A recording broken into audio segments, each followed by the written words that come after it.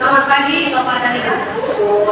Saat ini kita akan mendengarkan hasil pemaparan dari Ibu Deborah Betty Sunan, CGP yang ke-9 hari ini. Baiklah, terima kasih Bapak Ibu dan kesempatannya. Di sini saya akan mempresentasikan hasil aksi nyata saya mengenai kegiatan tersebut. Nah, di sini kita akan mempelajari tentang teori bahwa ternyata kita tidak bisa mengontrol orang lain. Jadi sebagai manusia kita hanya bisa mengontrol diri kita sendiri. Jadi belajar kontrol diri dengan mencari potensi kita agar kedepannya bisa manusia yang sesuatu menjadi seseorang yang kita inginkan berdasarkan dengan nilai yang benar-benar kita hargai. Dan ini materi yang memang kami dapat di modul 4 pada program pendidikan tinggi kita. Kita belajar dulu mulai dari teori kontrol, kemudian teori motivasi. Jadi motivasi itu sebenarnya ada dua. Yang pertama motivasi introduksi dari dalam diri, kemudian yang kedua motivasi ekstrinsik dari orang lain. Ternyata ketika kita memberikan hukuman ataupun memberikan penghargaan kepada siswa, kita itu merupakan motivasi intrinsik, di mana itu kurang tepat ketika kita jalankan di kelas kita. Yang seharusnya sebagai guru kita menunjukkan motivasi intrinsik kepada anak-anak kita agar mereka belajar menggali potensi dirinya atas dasar keinginan dirinya sendiri. Di sini ada posisi kontrol. Jadi sebagai pendidik kita ada 5 posisi kontrol yang kita pegang. Yang pertama sebagai penghukum. Jadi mungkin ada seakan kita tidak disiplin dalam menjalankan tugasnya. Pasti kita kebiasaan memberikan hukuman. Kemudian membuat rasa bersalah. Ya mungkin kita nggak hukum dia, tapi kita buat dia seolah-olah bersalah. Contohnya kamu kenapa seperti itu? Nah, misalkan jadinya nanti kena tegur kalau kamu datang terlambat. Nah, memang kita membuat dia menjadi rasa bersalah. Kemudian yang ketiga, kontrol sebagai seorang teman. Kalau sebagai seorang teman, bagaimana kita mendekatkan diri kepada siswa sehingga mereka bisa lebih terbuka ke kita. Keempat sebagai pemantau dan kelima sebagai manajer. Nah, harusnya dari kelima peran kontrol ini sebagai guru kita harus memiliki posisi kontrol sebagai seorang manajer.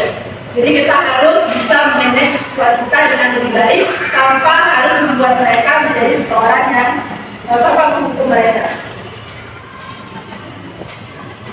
Kemudian, untuk menjadi seorang manajer dalam menghadapi beberapa masalah yang dialami oleh siswa kita, setidaknya kita harus melakukan segitiga eksekusi.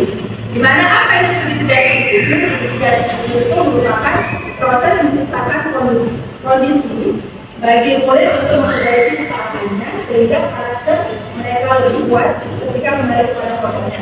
Jadi di sini kita ada 3 tahapan yang kita buat. Yang pertama kita harus menstabilkan identitas. Jadi kalau ada siswa kita yang bermasalah, kita lebih membuat dia tanyakan sebenarnya kamu kenapa. Kalau misalnya dia datang ke sekolahnya, kita boleh nanya kenapa datang ke terlambat. Kita ada diskusi, kemudian kita tanyakan lagi, benar tidak kalau kamu terlambat itu merupakan hal yang benar tidak? Mungkin anak tadi akan menjawab, menceritakan apa yang dia hadapi, dan terakhir kita tanyakan keyakinan. Apa sih keyakinannya sebenarnya kalau di kelas seperti itu?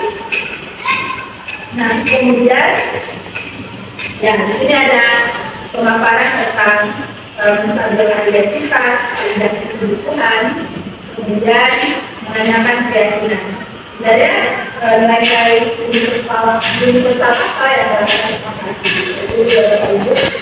Nah, di sini juga ketika kita berperan sebagai penghukum, di sini ada jenis-jenis hukumnya, misalkan saja mencatat 100 kali hukum kalinya sama, terus lari mengelilingi lapangan, terus murid minta pusat dan lain sebagainya. Ini adalah jenis hukuman.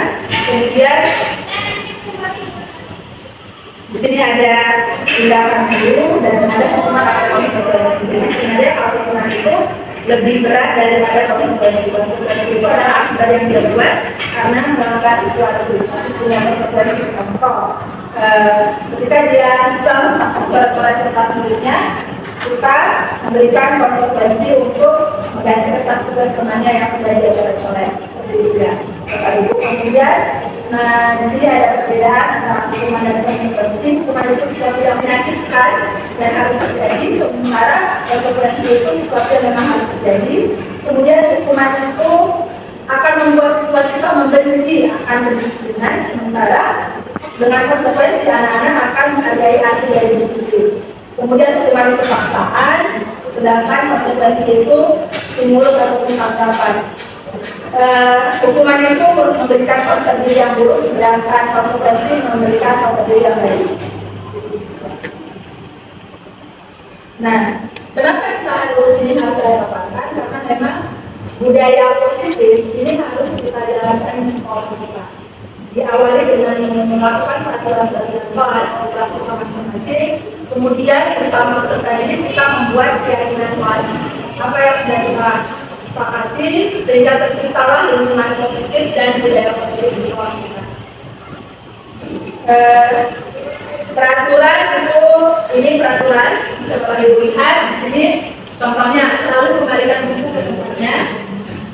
Kalau keyakinan kelasnya menjadi lebih positif maknanya, jadi kayak kita menumpuk rasa tanggung jawab kepada siswa.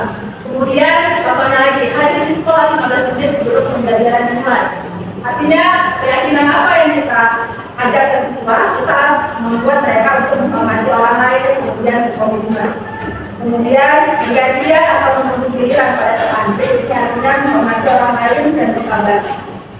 Oke, ini peraturan dan keyakinan kelas. Kemudian, ya, jadi artinya di sini merdeka, kita ingin membuat pembelajaran yang merdeka, artinya tidak hanya terlepas dari perintah, tetapi juga cara untuk memerintahkan diri sendiri. Jadi kita membuat anak didik kita untuk lebih aktif dan lebih semangat dalam proses pembelajaran. Jadi Bapak Ibu sebentar di sini tadi kemarin saya ada buat contoh dari keyakinan kelas. Ya. Jadi ini hal sederhana yang mungkin bisa Bapak Ibu nanti terapkan di kelas masing-masing. Jadi di sini saya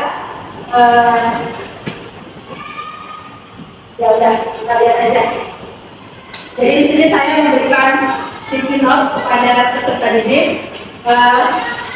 membebaskan mereka menuliskan apa-apa saja peraturan kelas yang mau mereka buat. Saya mengajak mereka untuk menuliskan kira-kira kelas impian mereka itu seperti apa, bebas. Nah, kemudian setelah mereka selesai menuliskannya, setelah itu mereka akan menempelkannya di papan tulis. Nah, kemudian kita bacakan satu-satu, dan biasanya itu kan beda-beda ya. Ada anak yang memang dilarang mengejek temannya, si A si B menulis dengan kata yang berbeda. Nah, itu kita satukan dengan cara misalnya menghormati orang lain, seperti itu ya, Bapak Ibu. Kemudian setelah itu hasilnya kita tuliskan dalam bentuk keyakinan kelas.